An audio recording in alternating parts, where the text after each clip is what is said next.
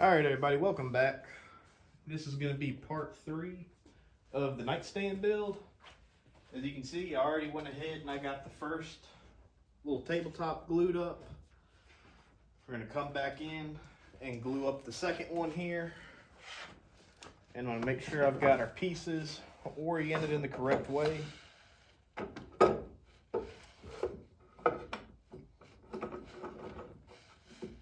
That one needs to be let off a little more.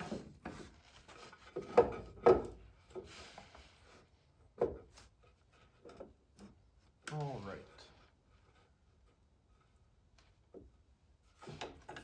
So, got that all lined up.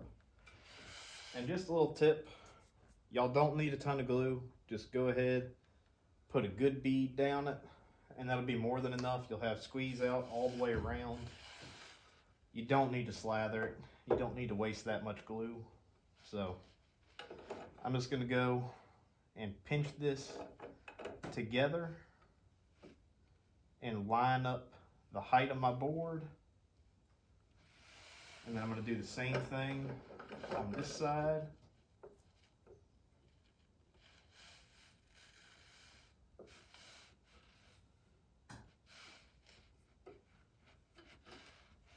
All right, you can tell there already, I got good amount of squeeze out. I don't have too much. If anything, I got more on the bottom squeezing out than I do on the top, which is fine. And since this is the show face anyways, I want this to be the cleanest because this is gonna be the actual top of the nightstand. And it's gonna be hit pretty heavy through the grits of sanding, so probably gonna go from 80 on up to it. About maybe 220. And I haven't decided. I think I'm using what is it, boiled linseed oil instead of Rubio Monocoat because I don't have the natural color Rubio. You go grab a clamp.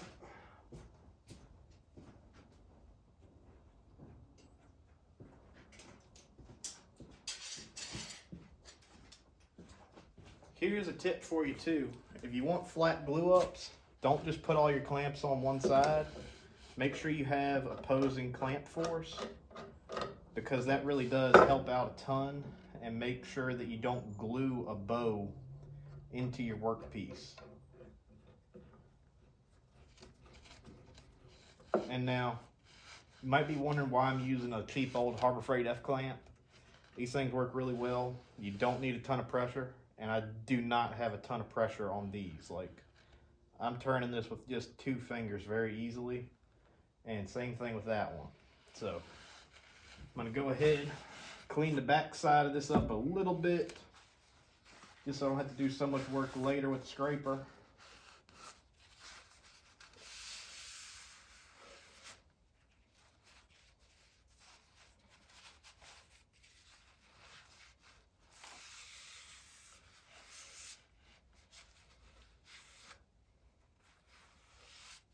All right, and that's all I'm gonna worry about. So we're gonna let these glue up for the rest of the day, and I'll go ahead start getting my tops, not the tops, the wood for the shelves cut, get those jointed plain down, and we'll probably come back, glue those up here in a minute, and then we'll start cutting everything to length and doing a little bit of assembly. So I'll catch y'all in a bit.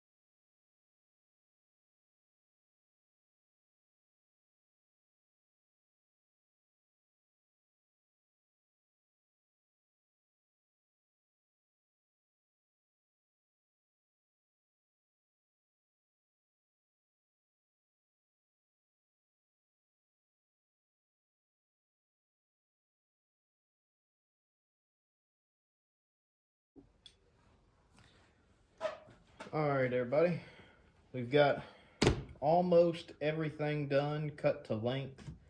I believe the only thing I have left to cut is some small stretchers similar to these here that are for the lower shelf.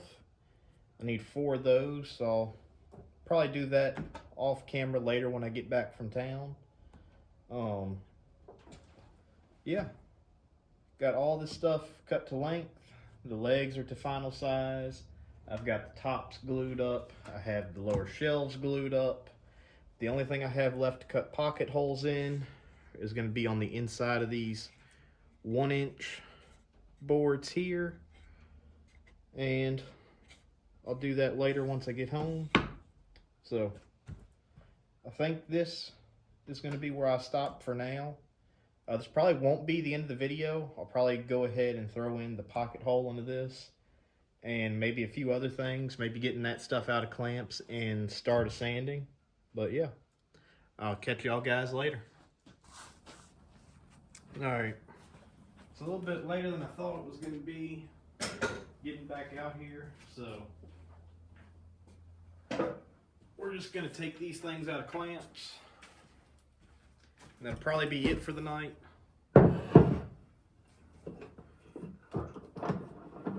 These didn't really have that much pressure on them, but it looks like we had a pretty good glue joint here. A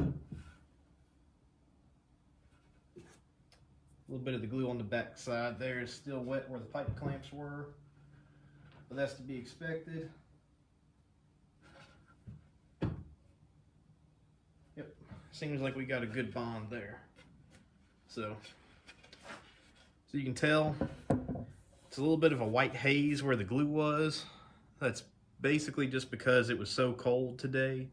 It was above 50 or 55, I mean, so it was plenty warm for it to dry and set properly, but we were right there at that mark too.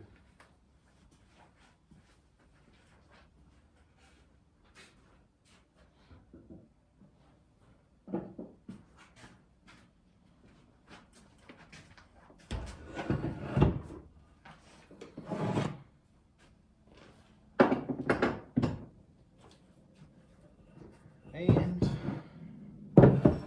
this one's about the same, just a tiny bit of difference in the height of the surface. I could have probably done a little bit better job lining that up when I clamped it, but oh well, it'll be fine. It'll sand out. Could run this one through the planer, it's not that wide.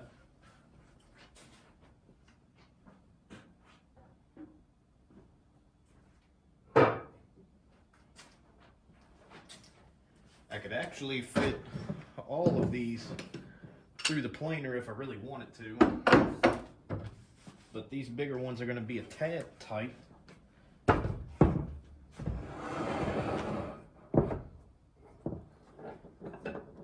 Not impossible though, I could make it work. It's a 20-inch planer, and these should only be like 19.5 inches wide right now.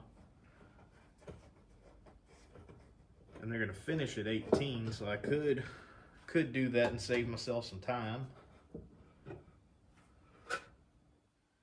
Oh yeah, that would be nice.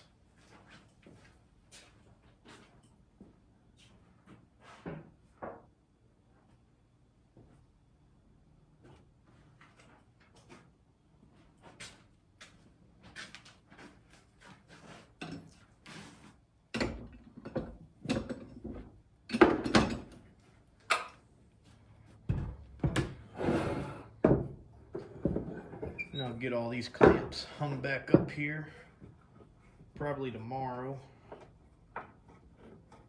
Had to go get a few things for I actually had to get a piece of 1/4-inch plywood for this, for the door bottom, and get that cut and get the door built tomorrow. And alright, that'll stay. And also had to get some hardware for a porch swing that I got to build for Christmas too. So as soon as you see all the parts of this nightstand up, we're gonna going to be moving on to that porch. And I'm undecided if I'm going to do a video on that or not. But see if I can't zoom us in here. As you can tell, we're basically right here at the final step. I need to go through, like I said earlier, pocket hole these 1-inch wide pieces on either side of that. Do a little bit of sanding, a little bit of routering, get the 1/8 round over on the legs. I may do a small tapered section at the bottom, like the bottom 4 inches of the leg. Undecided on that. That'll be a question for tomorrow. But yeah, that's gonna be it for today. I'm probably gonna make this one video now, and then everything else will be in the last video, and part 4 will be the final one. So again, I really appreciate y'all guys watching. If you have any questions, go ahead and leave me a comment down below. I scroll through it all the time, and I'm happy to answer your questions. And yeah, if you don't mind, go ahead and leave me a like, comment, and go ahead and subscribe. Stay tuned.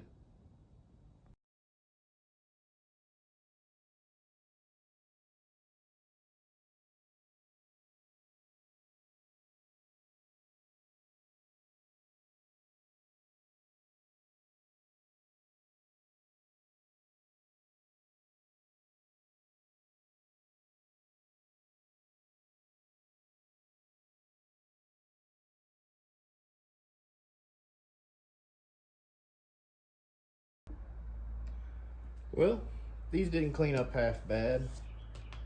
There's a few tiny little holes and stuff here that I'll need to fill with some either epoxy, or I might just do CA since they're so small, and that'll be a lot quicker. These now need to be sanded. I'll probably start off hopefully with 120 if I can. If not, I'll drop it back to 80. But I'd like to start at 120, move to 150, and then probably finish at 220. And hopefully that'll be it. I can probably go ahead and cut these down to size, set these to the side, and then go ahead and keep working on the base.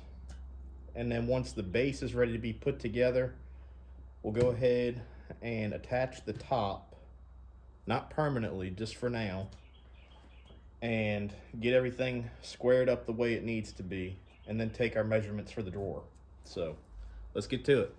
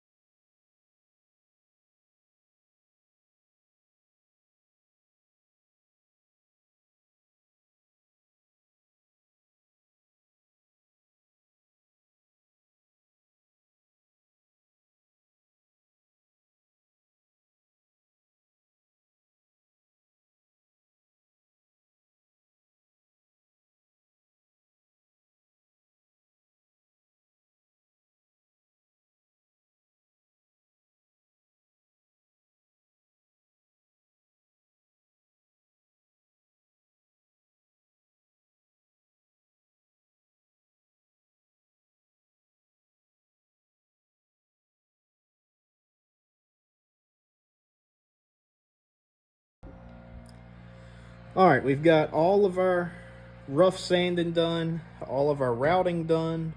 Well, not all of it. There's a few more things that still need to have a round over put on them. The tabletops and the bottom shelf still need it. I need to do a little bit more sanding on the tabletops and bump the grit up on everything else once or twice to 150 or 220. And then we can do our first dry assembly.